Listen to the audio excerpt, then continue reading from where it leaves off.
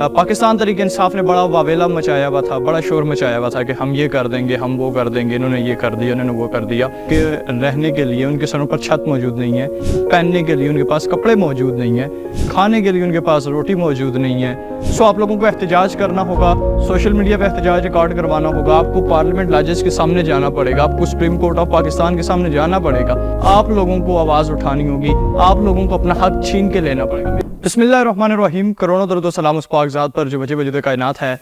तमाम नाज़रीन व सामीन को सरदार नजरुल इस्लाम। मौजूदा सूरत हाल अगर पाकिस्तान की देख ली जाए तो लोअर मिडिल क्लास फैमिलीज़ हैं जिनकी रेंज से अच्छा खाना पीना, अच्छा पहनना, अच्छा ओढ़ना बिछोना छीन लिया गया है। अगर देहातों में चला जाए, सिंध के पसमानदा इलाकों में, KP के पंजाब के, तो वहाँ पर आपको देखेंगे जाकर कि लोगों के रहने के लिए उनके सरों पर छत मौजूद नहीं है, पहनने के लिए उनके पास कपड़े मौजूद नहीं है, खाने के लिए उनके पास रोटी मौजूद नहीं है, और किस तरह की वो कसम पुरसी की वो ज़िंदगी गुजार रहे हैं। दूसरी तरफ करें, हुक्मरानों को देखें, आपने MPA मुंतखब किए, इस मरतबा आपने MNA मुंतखब किए। पाकिस्तान तहरीक इंसाफ ने बड़ा वावेला मचाया हुआ था, बड़ा शोर मचाया हुआ था कि हम ये कर देंगे, हम वो कर देंगे, इन्होंने ये कर दिया, इन्होंने वो कर दिया। लेकिन चूँकि सूबाई हुकूमत पाकिस्तान तहरीक इंसाफ की है, KPK में अमीन खान गंडापुर जो कि सिर्फ बातों की हद तक जो है बड़े बड़े बयानात देते रहे।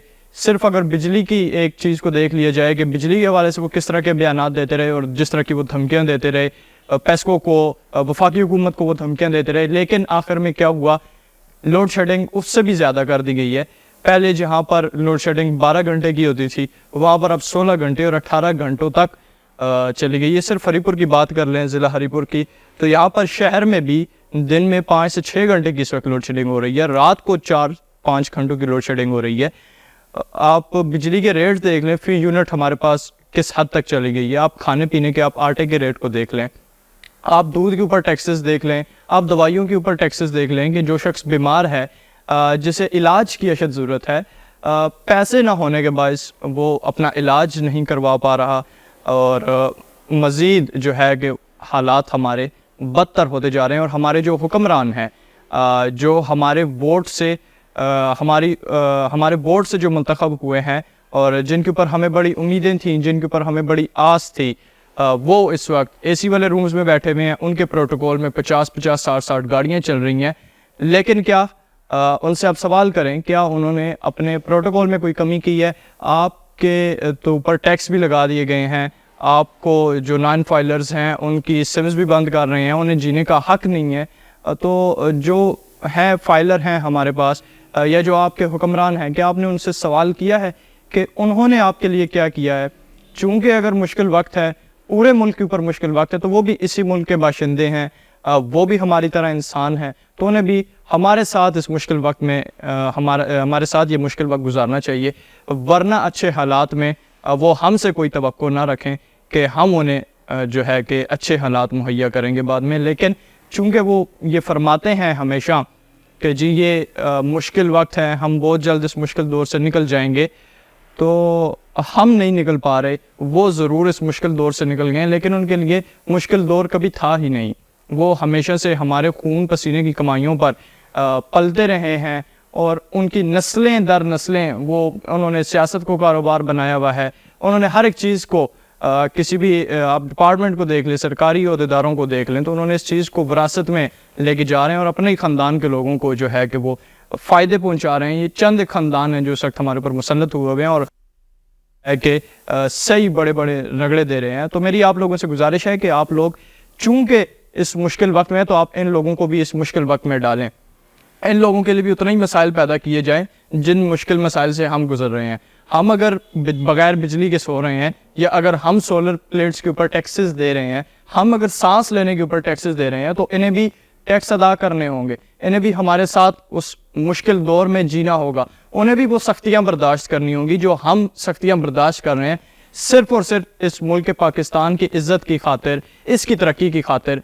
हम जिन मुश्किलात से गुजर रहे हैं, हम जिन मुसीबतों परेशानियों का सामना कर रहे हैं, वो इन्हें भी हर सूरत करना होगा। इसके लिए آپ لوگوں کو آواز اٹھانی ہوگی, آپ لوگوں کو اپنا حق چھین کے لینا پڑے گا. میں ہمیشہ آپ لوگوں کو یہ بات کہتا ہوتا ہوں کہ پاکستان ایسا ملک ہے جہاں پر آپ کو آپ کا حق دیا نہیں جاتا, آپ کو اپنا حق چھیننا پڑتا ہے ان لوگوں سے. آپ لوگ کسی بھی اچھائی کی, کسی بھی بھلائی کی توقع بالکل بھی نہ کریں, اپنے حق کو ان سے چھین کے لیں. آپ کشمیر میں دیکھیں کہ جس طرح سے وہاں پر بجلی مہنگی کر دی گئی تھی, ہمارے پاس بھی تربیلا ڈیم ہے, ہمارے پاس پورا ہزارہ کو یہ چلا سکتا ہے ہمارا تربیلا ڈیم, تو ہمیں ہی کیوں لوڈ شیڈنگ کا سامنا کرنا پڑے, ہمارے لیے ہی کیوں بجلی اتنی مہنگی کر دی جائے. ہمیں اس کے اوپر ہمارے آباء و اجداد نے جو قربانیاں دی ہیں, ہمارے وہاں پہ جائیدادیں چھوڑیں, قبرستان چھوڑے, سب کچھ وہاں کے لوگ چھوڑ کر آئے تھے صرف اور صرف پاکستان کی ترقی کی خاطر. وہاں پر تربیلا ڈیم بنایا گیا, لیکن ہمیں اس کا کیا فائدہ ہوا, کچھ بھی ابھی تک کوئی ہمیں فائدہ نظر نہیں آ رہا. سو میری آپ لوگوں سے ریکویسٹ ہے کہ آپ اپنے حقوق کے لیے باہر نکلیں, اپنے حقوق کی جنگ لڑیں, احتجاج کریں. 2 دن تک آپ اگر احتجاج کریں, آپ پورے ملک کو بند کریں. آپ کسی بھی سیاسی لیڈر سے توقع نہ رکھیں کہ وہ آپ کو لے کے جائے گا, وہ آپ کو لیڈ کرے گا, وہ آپ کے حق کے لیے بولے گا. ایسا کبھی بھی نہیں ہوگا. آپ کسی کو بھی نہ دیکھیں, آپ صرف خود کو دیکھیں, اپنی آئندہ آنے والی نسلوں کو دیکھیں, آپ ان کے لیے بہتر سوچیں. آپ نے جو زندگی گزار لی ہے, آپ نے جن مشکل مسائل کا جو سامنا کیا ہے, آپ یقیناً کوئی بھی نہیں چاہتا کہ اس کی آنے والی اولاد, اس کی آنے والی نسلوں ان مسائل سے گزرے. سو آپ لوگوں کو اپنی آنے والی نسلوں کے بارے میں سوچنا ہے, آپ لوگوں کو پاکستان کی ترقی کے بارے میں سوچنا ہے, آپ کو اپنے حقوق کے بارے میں سوچنا ہے, آپ کو اپنے حقوق چھین کے لینے ہیں. سو آپ لوگوں کو احتجاج کرنا ہوگا, سوشل میڈیا پہ احتجاج ریکارڈ کروانا ہوگا, آپ کو پارلیمنٹ لاجز کے سامنے جانا پڑے گا, آپ کو سپریم کورٹ آف پاکستان کے سامنے جانا پڑے گا, تب جا کے آپ کو آپ کے حقوق ملیں گے. سو میری آپ لوگوں سے یہ ریکویسٹ ہے کہ آپ لوگ احتجاج کریں, بھرپور قسم کا احتجاج ریکارڈ کروائیں تاکہ آپ کے ان مسائل کا حل نکل سکے, آپ کو آپ کے حقوق باعزت طریقے سے ملیں. انشاءاللہ اگلے پروگرام میں ایک نئے کسی مسئلے کے ساتھ, کسی نئی شخصیت کے ساتھ میں دوبارہ آپ کی خدمت میں حاضر ہوں گا. تب تک اپنے میزبان سردار نجلا کو دیجیے اجازت. اللہ حافظ.